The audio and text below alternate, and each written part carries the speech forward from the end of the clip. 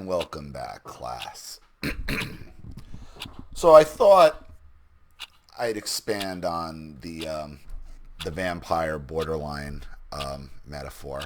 I saw a comment on my first lecture, and it just sparked more discussion for our advanced narcissism understanding course.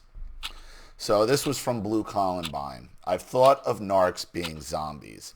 What's their favorite thing to eat? Your heart and your brains. Meaning they attack you emotionally, spiritually, or psychologically, and not always, but this is their favorite. And you can infect someone else with it too. You've been attacked enough by one, if you've been attacked by one enough, especially if you're not self-aware, you likely become the same type of monster. Once they have it, they run off some really basic inhuman reptile brain programming and have deep craving to eat other humans on there. The zombie apocalypse is already here. See, it's a decent comparison, but it's an incorrect comparison.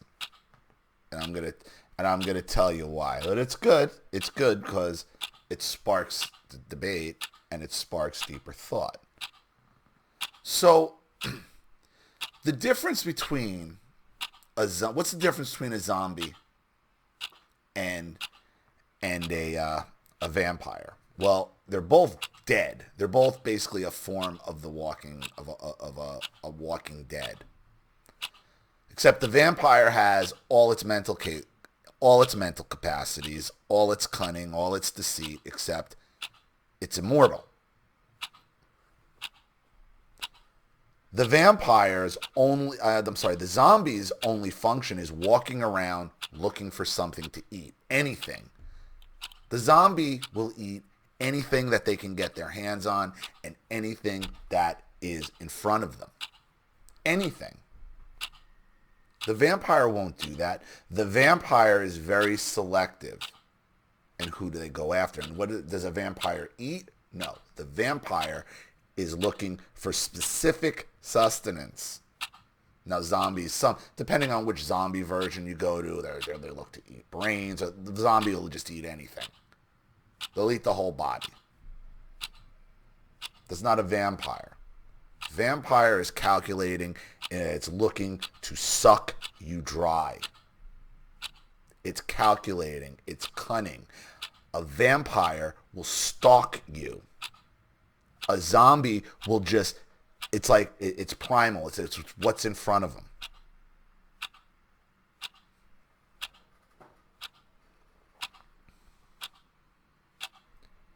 What happens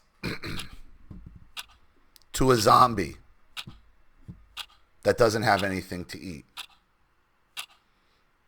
Just keeps walking and walking and walking and walking. You would think, they rot. They come to some form of decay. But until that brain is disabled, the zombie won't die. The zombie will stay alive forever.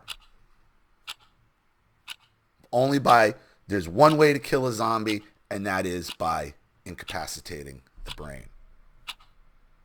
How do you kill? Well, there's several ways to kill it. Is that not the same way for a vampire? We know sunlight kills a vampire. That we learned in our first lecture. That we realized we came to it. Sunlight, exposing the borderline vampire, because now we've again established that this borderline narcissist sociopath is a vampire. Exposing the metaphor of sunlight to the vampire makes it wither and die. Now we're going to avoid any type of any kind of silver bullet, or you can use a metaphor for a silver bullet. But honestly, that's more folklore, because there is no actual silver bullet that will stop a vampire. Nor will a wooden stake through the heart. No, no, no, no, no. No, no, no. But getting back to the original point, about the zombie. What happens to the zombie that doesn't get food? Well, it'll wither, but it won't die. It'll just keep searching for whatever food it can find that comes across its path. For some reason, they never completely wither and die on their own. They might decompose. They might get into different states of decomposure. But for whatever reason, they continue to walk. What happens to a vampire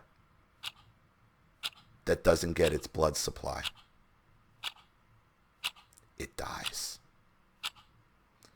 It withers and dies. Which is why the borderline continues to stalk, which is why the borderline will never let you go. It needs the attention. It needs to suckle on your blood. It needs it. The zombie needs it too, but not as bad as the vampire. And the vampire knows it needs.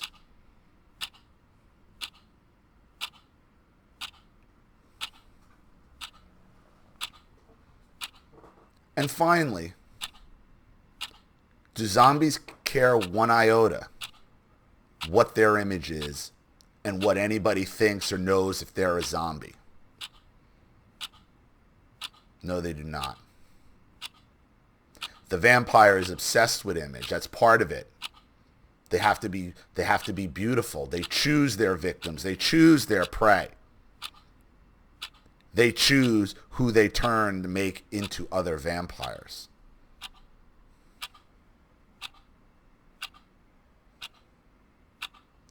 And a lot of times,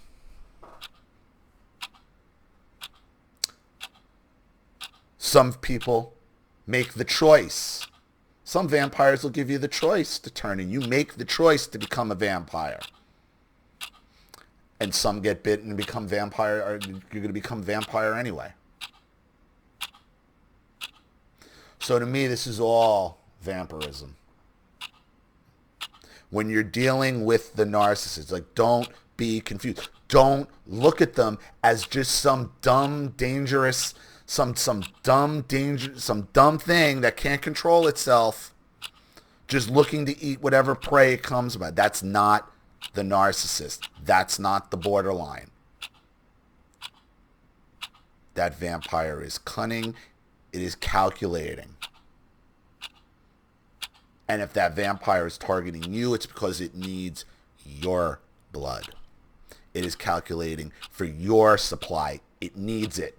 It has to have it. Because without it, it will die. It will wither away and be gone. Understanding what we are dealing with at all times is key. You cannot let your guard down one bit. You can't give them anything. You can't even make the wrong type of metaphor of them being zombies, because zombies are so destructive and they'll eat brains. It seems like a decent comparison, but it's wrong.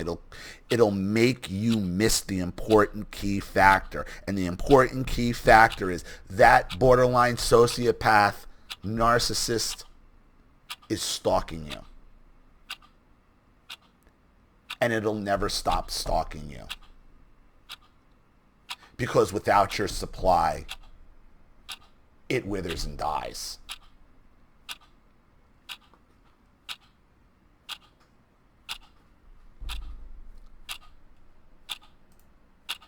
Any questions can be left in the comments section below.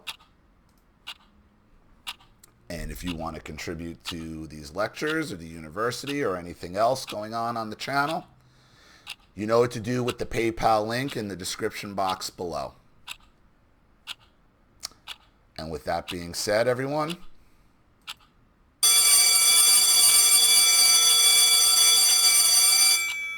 class dismissed.